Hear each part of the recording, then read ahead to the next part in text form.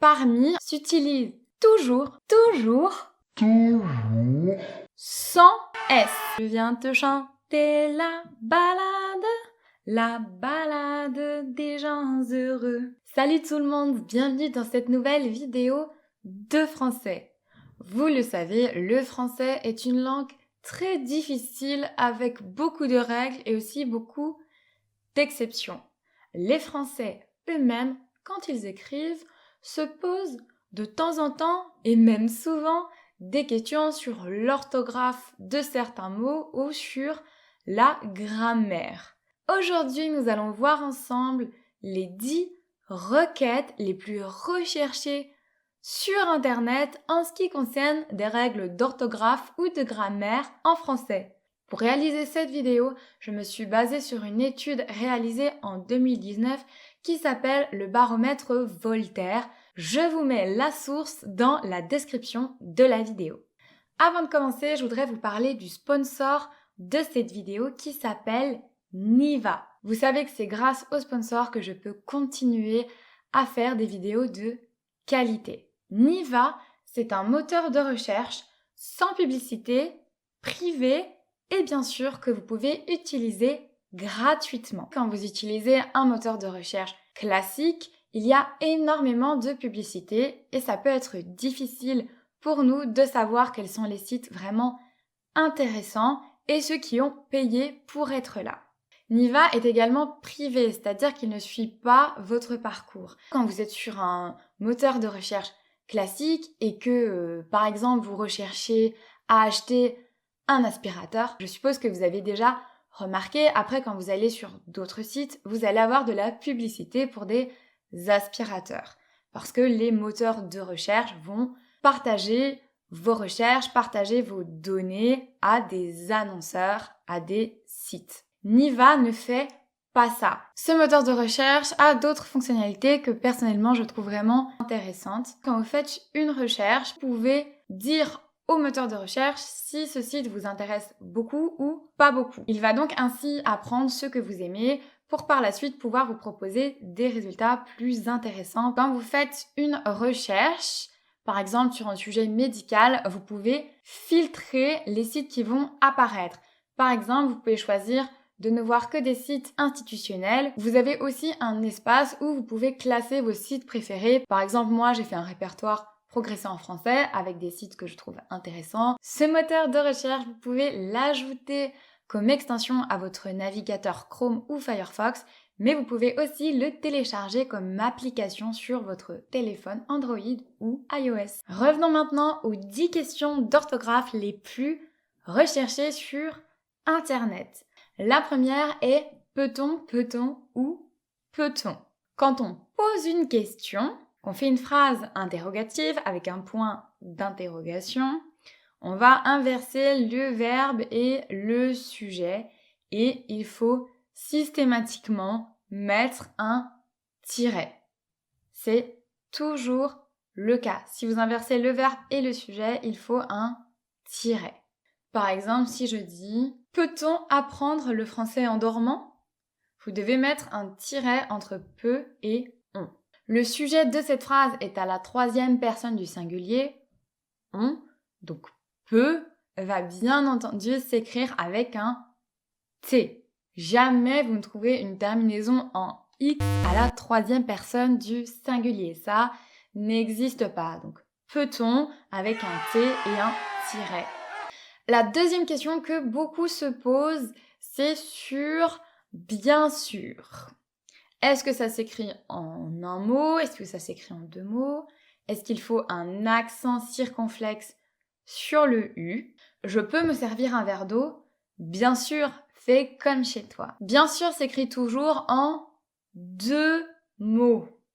Et quand sûr est un adjectif synonyme de certain, c'est sûr et certain, on mettra toujours un accent circonflexe justement pour le distinguer de la préposition sur.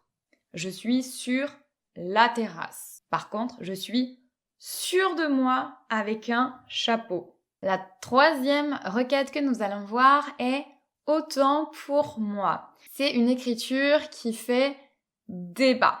Autant pour moi, c'est exactement my bad en anglais. Donc on l'utilise pour reconnaître qu'on a dit ou qu'on a fait une erreur. J'ai réussi tous mes examens à part celui de géographie.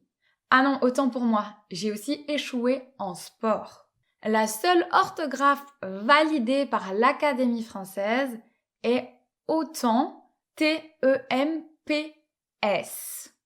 L'origine de autant viendrait d'une expression militaire qu'on utilisait quand un soldat ne faisait pas son mouvement dans les temps et qu'on devait recommencer depuis le début. Balade avec un L ou balade avec deux L. Celui-là, je ne sais pas pourquoi, moi je n'arrive jamais à le retenir. À chaque fois que je dois écrire le mot balade, je retourne voir sur internet. Donc les deux sont corrects, avec un L et avec deux L, mais ils ne veulent pas dire la même chose. La balade avec un L donc signifie la promenade. Je fais une balade avec mon chien ou je fais une balade en montagne. Balade avec deux L, on va l'utiliser pour parler donc d'une œuvre musicale ou poétique. Je joue une balade à la guitare. Vous connaissez d'ailleurs peut-être cette musique. Je viens te chanter la balade des gens heureux. Pour vous aider à retenir s'il faut un L ou deux L, vous pouvez utiliser ce moyen. Quand on aime une musique, c'est très compliqué de ne pas l'écouter deux fois. Passons maintenant à parmi ou parmi. Est-ce que vous l'écrivez avec un S ou sans S? Eh bien, ça peut paraître illogique parce qu'on l'utilise toujours accompagné d'un pluriel ou en tout cas d'un singulier mais qui a une valeur collective. Mais parmi, en tant que préposition, s'utilise toujours sans S. Il n'y a pas de S à parmi. Parmi signifie au milieu de, dans. Parmi toutes les chanteuses, Beyoncé est celle que je préfère. Je cherche mon amie parmi la foule. Bienvenue avec un E ou sans E. Les deux orthographes sont correctes, mais on ne les utilise pas de la même manière. Quand vous voulez accueillir quelqu'un en montrant de la joie, ou plusieurs personnes, vous devez écrire bienvenue avec un E. Bienvenue s'écrit toujours avec la terminaison UE. Même si vous parlez à plusieurs personnes, si vous parlez à un garçon, c'est toujours UE. Parce que ce qui est sous-entendu, c'est je te souhaite la bienvenue ou je vous souhaite la bienvenue. Donc il s'agit d'un nom et il est invariable, la bienvenue. Par exemple, je peux dire bienvenue aux nouveaux abonnés de la chaîne. D'ailleurs, si vous n'êtes pas encore abonné, pensez à le faire tout de suite et à activer la cloche pour ne manquer aucune de mes vidéos. Par contre, bienvenue peut aussi s'utiliser comme un nom pour qualifier quelqu'un ou quelque chose qui est accueilli avec joie. Un petit déjeuner serait le bienvenu, j'ai très faim. Donc ici, par contre, il va changer en genre et en nombre. Bienvenue peut également être utilisé comme un adjectif. Par exemple, une augmentation serait bienvenue car le coût de l'essence a augmenté. Votre avis serait bienvenu, je ne sais pas quelle voiture choisir. Cet adjectif, on l'utilise pour parler de quelque chose qui arriverait à point, qui arrive au bon moment. Donc ce serait nécessaire à ce moment-là. Septième requête la plus recherchée, c'est quand avec un D ou avec un T.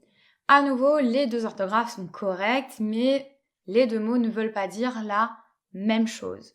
Quand avec un D est un synonyme de lorsque. Donc, il y a une notion de temps. Quand j'étais petit, je voulais devenir astronaute. Si vous pouvez remplacer par lorsque, alors c'est bien un D.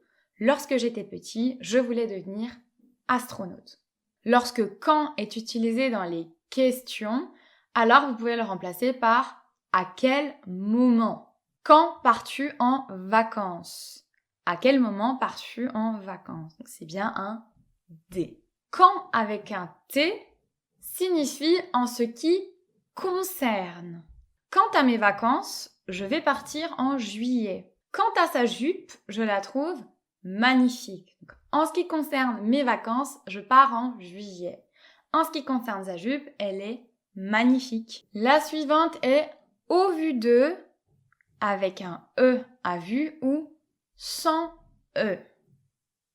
Au vu de s'écrit toujours VU. C'est une expression invariable. Ça signifie compte tenu de. Vous pouvez la remplacer aussi par étant donné. Au vu de mes notes, je vais redoubler. Étant donné mes notes, je vais redoubler. Les gens mettent souvent un E à vue car ils confondent avec une autre expression. Ils confondent au vu de avec en vue de. En vue de, ça signifie afin de, dans le but. En vue de participer à The Voice, je prends des cours de chant. Donc, dans le but de participer à The Voice, je prends des cours de chant. Diagnostic avec un C ou QUE pour terminaison. Quand on parle du nom d'un diagnostic que va faire un médecin, on l'écrit toujours avec un C. Donc un diagnostic, il va être établi quand on explique les symptômes d'une maladie. Par exemple, si je dis j'ai mal à l'oreille droite, j'ai mal à la tête et j'ai de la fièvre, le médecin va peut-être dire le diagnostic est vous avez une otite. Par contre, bien sûr, vous savez, le français n'est jamais simple. Le verbe diagnostiquer s'écrit bien Q-U-E-R en terminaison.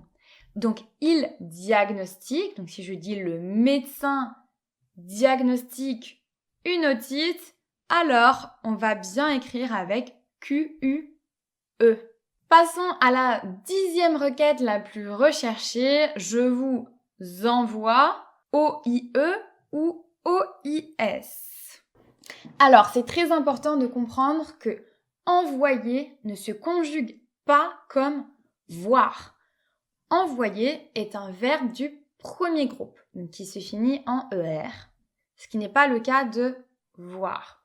Les verbes du premier groupe, à la première personne du singulier de l'indicatif présent, se terminent toujours en E. J'envoie O-I-E.